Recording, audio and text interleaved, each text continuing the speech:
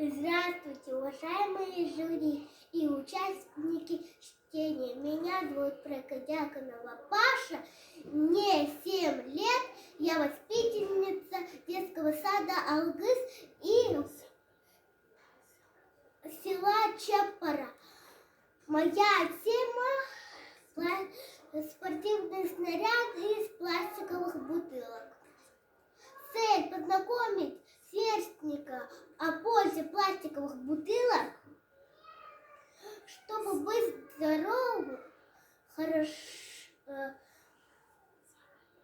Самое главное человеку в жизни – это здоровье. А чтобы быть здоровым, надо хорошо питаться, закаляться, заниматься спортом. У каждого ребенка нужен спортивный уголок и спортивные снаряды. А вы знаете, что спортивные снаряды так дорого стоят? Поэтому мы с мамой сделали спортивные снаряды из пластиковых бутылок. Нам нужны пластиковые бутылки, ножницы, веревка, изолента и скотч.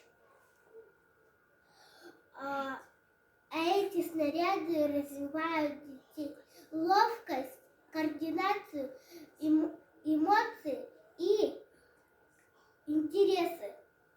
А эту игрушку мы назвали летающие шарики.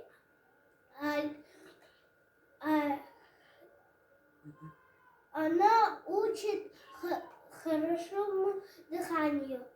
Правильное дыхание – это залог здоровья. Не выбрасывайте пластиковые бутылки, из них можно очень много сделать нужных вещей.